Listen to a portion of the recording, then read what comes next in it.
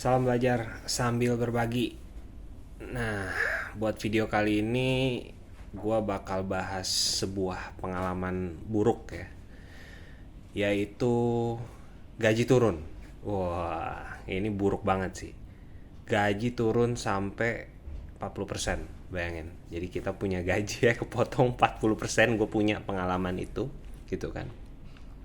Kalau ditanya kok bisa, bro, turun nih 40%.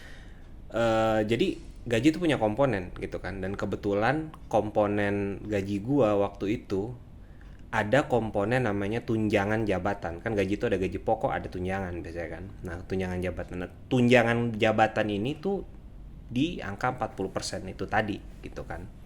Dan tunjangan jabatan ini melekat sama klien yang gua datang ke sana lah, onsite atau kerja di sana gitu kan, diperbantukan di sana gitu kan. Once projectnya udah selesai itu jeger langsung di-cut habis sama kantor tuh, nggak ada ampun, nggak ada nego gitu kan. Terus mungkin cerita sedikit gimana cara gua balikinnya. Itu yang pertama gua lakuin, standar ya di video gua yang udah pernah gua sharing kan, masalah gimana naikin gaji kan ada tuh yang bahas masalah internal semi eksternal itu kan, itu gua lakuin gitu kan. Jadi gua apply kemana-mana, ada yang gua dapat. Terus habis itu dia ngasih kenaikan gaji lah yang lumayan lah tuh, tapi masih belum dapat gaji gue yang lama nih gitu kan, tapi lumayan lah. Oke, udah mulai recover lah gitu kan. Dari situ gue lihat oke, gue dapat gaji lebih gede, tapi opportunity-nya gue nggak begitu suka gitu kan, kayaknya skupnya kecil banget gitu kan. Jadi ya udah, gue nego balik sama kantor tempat gue kerja dan mereka mau naikin gaji gue. Terus abis itu, setelah dari itu ya udah, gue juga kan emang udah ada isu sebelumnya, bete juga kan sama kantor gitu kan. Ya udah, emang rencananya dari awal mau cabut gitu kan, tapi belum ketemu sama yang sesuai. Gue coba apply lagi, dapet sama yang sesuai, akhirnya gue cabut dari kantor gue gitu kan.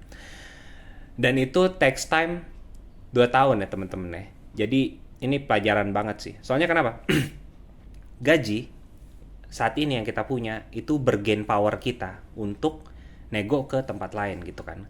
Kalau gaji teman-teman itu diturunin sampai 40%, berarti ya sisanya itu yang bisa dijadiin teman-teman bergain power ke perusahaan selanjutnya gitu kan. Karena kan realitanya HR pasti nanya, ya nggak?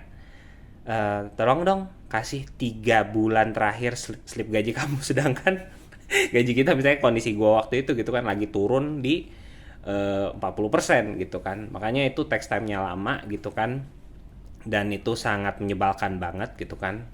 Gua sharing supaya teman-teman dapat lesson learn ya. Lesson learn-nya apaan?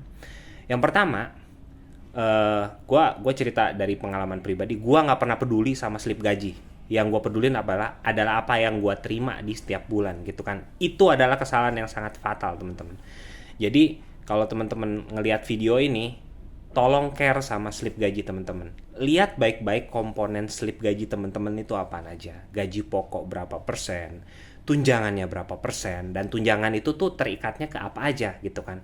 Apakah ke yang kayak tempat gua tunjangan jabatan terikatnya sama klien, atau tunjangan mungkin sertifikasi, atau tunjangan apapun, kita lihat keterikatannya atau dependensinya ke mana saja gitu kan. Dan pastikan dependensi itu masih bisa kita amankan kalau kita mau tetap dapat gaji seperti itu gitu ya. Jadi itu aja cerita dari gua dan lesson learn-nya. Mudah-mudahan jadi lebih aware ya, masalah slip gaji ini bukan sesuatu yang nggak penting gitu. Itu penting kita pelajarin komponennya seperti apa, karena itu bakal jadi bergain power kita buat ke next perusahaan kita gitu istilahnya. Semoga bermanfaat.